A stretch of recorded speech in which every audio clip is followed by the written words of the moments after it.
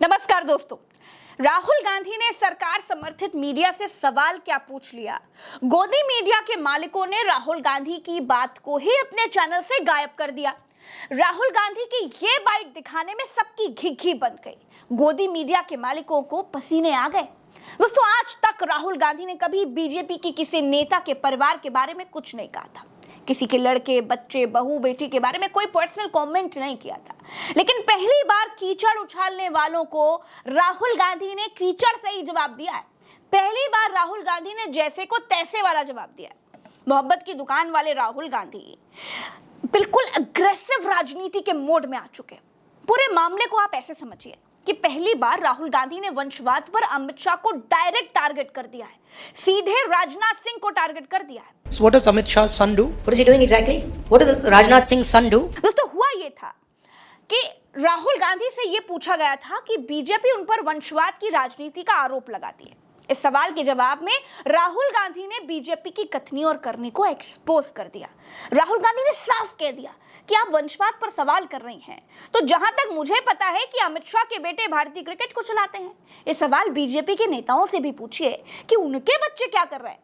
BJP के अनुराग ठाकुर और भी कई नेता जो वंशवाद के उदाहरण हैं। पहले आप ये सुन लीजिए दोस्तों, फिर आगे बताती हूँ, सुनिए। So what does Amit Shah's son do? What is he doing exactly? What does Rajnath Singh's son do? No, but I'm asking you the question. You're talking about dynastic politics. Last I heard Amit Shah's son is running Indian cricket. So, please be objective. Look at the leaders in the BJP and ask yourself the question what their children are doing, and you'll find that many of their children, Anurag Thakur.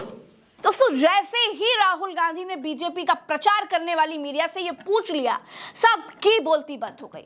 और दोस्तों, हाल ये हो गया कि जो पत्रकार कांग्रेस के परिवारवाद पर सवाल पूछ रहे थे, उनके अपने चैनलों में राहुल गांधी का ये जवाब चला ही नहीं।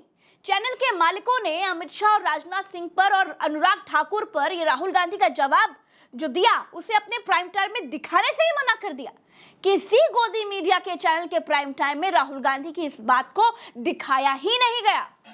दोस्तों, भारतीय जनता पार्टी और उसकी गोदी मीडिया के व्यवहार का आप कभी एनालिसिस करेंगे, अध्ययन करेंगे, तो आप पाएंगे कि सच हो या झूठ हो, वो बस अपनी बात कहते हैं और कहकर चले जाते हैं। मतलब जुमलेबाजी करने निकल जाते हैं। बाकी सच है क्या, झूठ है क्या, तय करते रहिए। 15 लाख तो आपको याद ही होगा। गोदी मीडिया ने मोदी जी की चाटुकारिता में जो नोटों में चिप फिट कर दी थी, वो तो आपको मालूम ही होगा। और भी बड़े बड़े कांड है भाई, जिनमें गोदी मीडिया और बीजेपी माहौल बनाकर 9-2-11 हो गई। सच क्या है, झूठ क्या है, आप खोजते रहिए।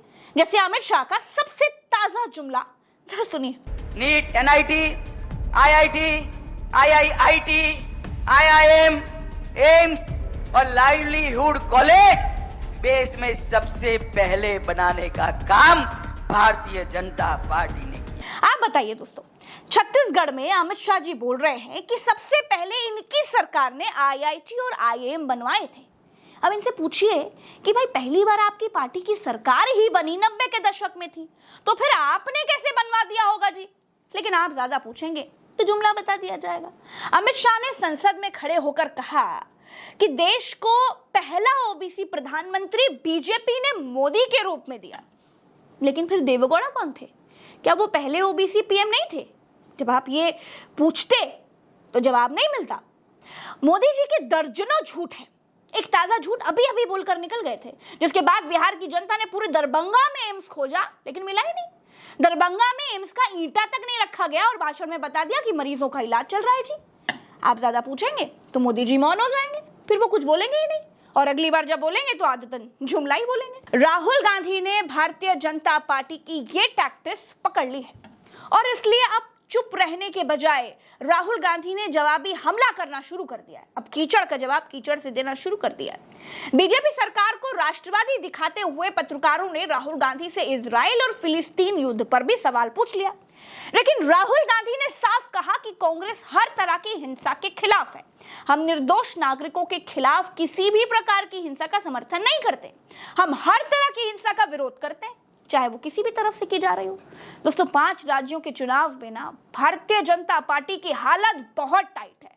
भारतीय जनता पार्टी के पास अब कोई मुद्दा ही नहीं है। इसीलिए पूरा गोदी मीडिया इजराइल की तरफ से प्रायोजित खबरें बताकर भारत में मुसलमानों के लिए एक डर का माहौल बनाने की कोशिश कर रहा है। भारत की गोदी मीडिया को किसी भी तरह से हिंदुओं के मन में मुसलमानों के लिए घृणा भरनी है, लेकिन अब वो वक्त चला गया। अब जनता दोस्तों सब कुछ जानती है। हिंदू भाई भी सियार और रंगे सियार में अंतर करना सीख चुके हैं। जो गोदी मीडिया मणिपुर नहीं गया वो इजराइल में सियारों की तरह हुक्की हुआ क्यों कर रहा है, जनता सब जानती है। हिंदू मुसलमान के नाम पर जुमलेबाजी करके बार बार जनता को बेवकूफ नहीं बनाया जा सकता। अभी के लिए इतना ही, चलते हैं दोस्तों, नमस्कार।